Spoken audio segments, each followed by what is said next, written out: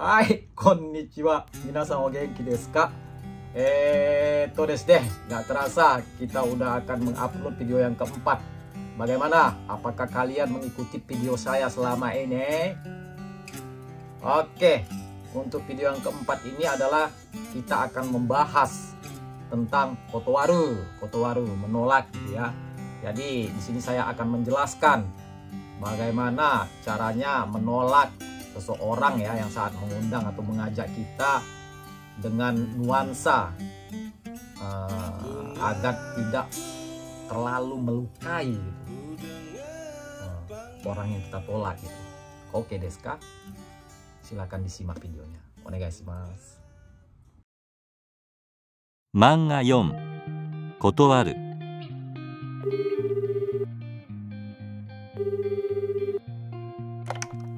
はい、高橋です。もしもし、キムですけど。あ、キムさん、こんにちは。こんにちは。高橋さん、5月3日にみんなでディズニーシーへ行くんですが、高橋さんも行きませんか5月3日ですか？ごめんなさい。3日はちょっと用事があって。ダメですか。友達と約束があるんですよ。残念ですけど。そうですか。夜もダメですか？みんなで食事するんですけど。夜だったら大丈夫です。そうですか。よかった。じゃあまた連絡します。Hai,いかがでしたでしょうか? Sedikit demi sedikit ya, percakapan kita itu akan mulai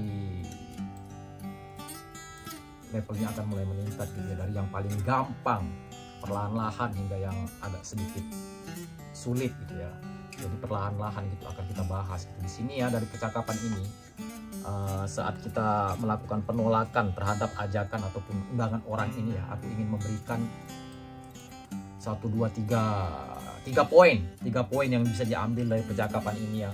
Dan sebagai tambahannya juga ada 1 poin gitu. Nah di sini poin pertama yang aku ingin sampaikan itu adalah jangan menggunakan ikemaseng. Jangan menggunakan ikemaseng saat menolak ajakan. Sebisa mungkin mari kita jaga perasaan orang yang mengajak atau mengundang kita gitu ya. Jadi macam kayak kosakata ikemaseng, nggak bisa pergi, muri desu, mustahil, dame desu, nggak bisa. Nah kalau bisa kosakata yang mentah seperti ini ya jangan digunakan untuk menolak gitu ya. Emang kalau sama temen sih nggak masalah gitu namanya ya kan, tapi kan belum tentu itu temen itu semua itu teman kita yang ngajak kan, bisa aja di atasan kita, senior kita gitu kan, ataupun apalagi orang Jepang ya memiliki budaya yang sangat menjaga perasaan lawan bicara, kelihatan dari budaya bahasanya gitu ya. Ada songtego, ada kenjogo, ada tenego, macam-macam gitu ya. Jadi menolak dengan tegas seperti ini selain bisa melukai perasaan orang yang mengajak atau mengundang kita gitu kan, ada kemungkinan dia nggak bakal mau mengajak atau mengundang kita lagi gitu. Makanya jangan gini, ikimaseng, muri, dame. Jadi dalam kita itu, jadi bagi dia itu kan kita bisa dianggap termasuk orang yang nggak bakal mau datang gitu walaupun diundang. Makanya kita bumbuhi gitu sedikit kosakata kita saat ingin menolak gitu. Jadi macam kalau dari percakapan ini ya, tanggal 3 kan diajak tanggal 3 untuk jalan-jalan ke Disney gitu kan.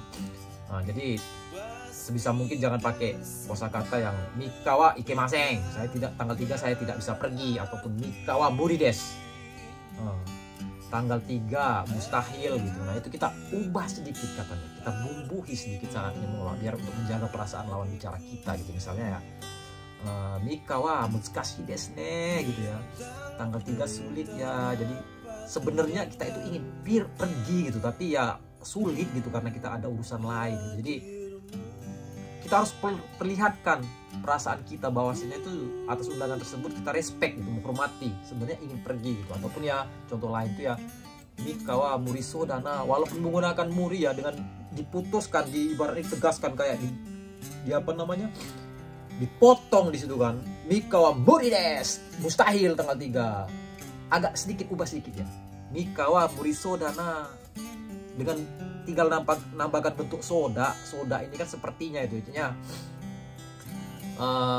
perkiraan pembicara gitu. Jadi kan tanggal 3 kayaknya nggak mungkin lah gitu. Jadi kita mengharap kemakluman dari lawan bicara kita gitu saat menolaknya gitu. Ini poin pertama gitu ya. Oke, poin pertama itu adalah jangan menggunakan penolakan secara kosakata yang mentah gitu untuk menjaga perasaan kita. Jadi kita harus sedikit membubuhi gitu ya kosakatanya saat menolak ajakan atau undangan dari orang lain gitu. Nah, poin kedua itu kan kita bisa menggunakan kalimat pemutusan gitu saat menolak ataupun ajak undangan gitu ya. Nah, contohnya itu yang seperti percakapan tadi ini gitu kan, si Takashi-san yang ngomong Mika wa chotto yoji ga atte titik ya kan, yoji ga atte. Jadi tanggal 3 itu saya sedikit ada keperluan gitu, titik gitu kan. Titik ini kan ibaratnya gimana ya, mikir gitu. Sebenarnya aku mikir gitu, ada tanggal 3 itu ada keperluan, terus mikir gitu, apa bisa diusahakan apa enggak gitu supaya bisa pergi sama mereka ke Disney sih gitu. Jadi seolah-olah itu kita menunjukkan sama lawan bicara itu yang sangat sayang sekali gitu, sebenarnya saya ingin pergi gitu.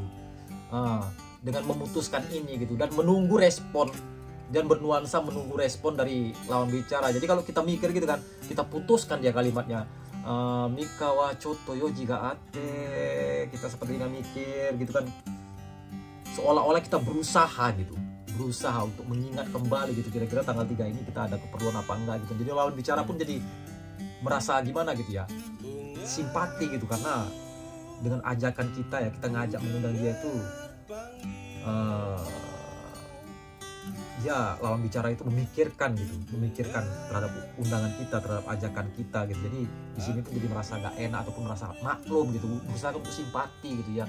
Ya udahlah kalau nggak ada ini, kalau nggak bisa ya udahlah gitu. Jadi kayak seperti itulah dengan pemutusan kalimat ini. Jadi kan misalnya contoh lain ya dalam pemutusan kalimat ini, macam misalnya ada percakapan gitu ya, si E ngomong gitu ya, Bang Gohan isoni do, gimana kalau makan malam bersama gitu kan. Ketika ada ajakan seperti itu, bisa kita jawab gitu kan, kalau misalnya kita ingin menolak kan, Kyowa chotto yoji ga atte titik kan. Jadi kan hari ini saya ada sedikit keperluan gitu, mikir gitu kan ya, sebenarnya ingin menyampaikan bahwasanya nggak bisa pergi gitu kan. Begitu juga misal contoh lain lah gitu ya, misalnya biasa kan kalau di kehidupan pekerja ataupun karyawan di Jepang ini ya, pulang kerja diajak sama atasan pergi minum atau segala macam, itu biasa itu kan. Jadi kalau misalnya diajak minum sama atasan gitu ya, misalnya diajak gitu kan, Kombang no minikimasen ka katanya, malam ini gimana kalau kita pergi minum-minum. Nah kita ingin nolak gitu kan, ya karena memang kebetulan barangkali besok kita ada keperluan kan pagi gitu. Jadi ya cara menolaknya itu kita putuskan aja gitu kalimatnya dengan menyampaikan alasan gitu, misalnya astawa asa hayaku okinakereba naranai no de. Jadi kan bisa diartikan sebenarnya saya besok harus bangun pagi gitu kan ya. Jadi itu untuk menyampaikan bahwasanya kan kita hari ini ya pulang aja lah saya, mau kairi mas gitu kan. Jadi dengan memutuskan kalimat ya saat menolak akan memberikan kesan kan sebenarnya ingin ikut gitu ya. Ini yang mesti diperhatikan, ingin ikut gitu, ingin pergi gitu, tapi ada keperluan yang harus dilakukan dahulu daripada ikut ajakan mereka gitu. Jadi bisa membuat lawan bicara itu berusaha untuk maklum gitu. Nah ini poin kedua, pemutusan kalimat gitu ya. Oke, poin ketiganya adalah, nah di Jepang itu ada lagi tuh saat kita menolak gitu ajakan ataupun undangan lawan bicara itu dengan penolakan singkat ya, seperti akyo wa choto, pakai choto aja, pakai sedikit aja gitu kan. Memang benar gitu, memang agak berkesan agak sedikit ya halus gitu, lembut gitu penolakan dengan menggunakan choto dibandingkan langsung tegas-tegasan kyo wa dame, kyo wa muri ikemasen. Nah, dibandingkan itu memang agak sedikit halus gitu. Cuman kalau hanya sekedar menyampaikan akyo wa choto gitu, sumimasen gitu kan, jadi agak berkesan gimana gitu, menyembunyikan sesuatu gitu. Makanya pun nggak apa-apa gitu kalau menggunakan bentuk choto setelah menolak, tapi kalau bisa dibumbuhi lagi gitu selanjutnya gitu. Kenapa kok hari ini choto, kenapa kok hari ini sedikit, misalnya ya choto yoji ga atte, ada keperluan, ada sedikit keperluan gitu kan. Choto yakusoku ga atte, ada sedikit janji gitu kan. Jadi kita bisa harus kalau bisa menambahkan lagi gitu. Jadi biar jangan ciwa choto gomenasai kairimasu gitu. Jadi kayak nih kamu ini pasti yang sesuatu ini. Jadi berkesan seperti itu. Terakhir ya, sebenarnya kalau dibahas lebih lebih rinci lagi, masih ada sih 1-2 lagi gitu poin gitu yang bisa kita ambil dari percakapan ini. Padahal percakapannya pendek, simple gitu kan. Nah, seperti yang aku bilang dulu kan, kalau kita kupas semuanya itu bakal keluar bentuk-bentuk teknik percakapan yang bisa kita ubah, bisa lebih menjadi baik lagi gitu ya kan. Padahal percakapan pendek gitu. Sebagai tambahan ya, saat mengajak atasan ya, ataupun orang yang berposisi di meue, masih ingat meue kan di pelajaran pertama kan, meue itu kan kita harus menggunakan ya, ini udah hal yang wajar di Jepang gitu ya, menggunakan songke go honorific gitu ya, meninggikan lawan bicara. Saat kita ngomong sama orang yang berada di posisi meue, kita harus menggunakan songke go gitu. Misalnya contoh kalimatnya yang gampang aja, bucomo irasai masenka. Nah, buco itu kepala bagian gitu. Kepala bagian ini berada posisinya itu di atas kita gitu. Makanya kalau bisa kita menggunakan bentuk honorific songkego. Jangan kita menggunakan bucomo ikimasenka gitu. Memang nggak masalah sih, nggak masalah memang. Cuman kalau kita bisa menggunakan gitu kan berbagai bentuk songkego, bahasa sopan ini dalam berbagai situasi, otomatis orang-orang di sekeliling kita itu akan kagum gitu. Oh, ini orangnya bisa menggunakan kosakata ini, bentuk itu. Mereka akan kagum gitu. Jadi jangan misalnya bucomo ikimasenka, nggak masalah dipakai itu. Tapi alangkah baiknya kalau kita menggunakan bucomo irasai masenka gitu. Bagaimana kalau Pak Kepala Divisi pun ikut pergi bersama kami gitulah artinya ya. Ataupun saat kita menggunakannya saat ngajak makan lah gitu, misalnya sama guru kita, sama sensei kita gitu kan. Misalnya sensei mo goisho ni meshi agarimasen ka, bagaimana sensei kalau makan bersama kami gitu. Memang biasa aja kalau dalam percakapan, memang wajar sih orang Jepang itu menggunakan sensei mo goisho ni tabemasen ka, nggak masalah gitu. Cuman kan ada gitu bahasa satu level gitu kan, satu tingkat gitu yang lebih berkesan, lebih hormat lagi terhadap orang yang kita hormati, terhadap orang yang lebih tua dari kita, yang berposisi di atas. Dengan menggunakan bentuk honorific songkego ini otomatis akan terlihat gitu bahwasanya kita itu banyak mengetahui bahasa ini dengan belajar gitu, bukan hanya dengan dengar aja gitu. Kita belajar gitu dan kita gunakan, otomatis orang di sekeliling kita akan kagum sama kita. Percakapan kita hari ini sampai di sini.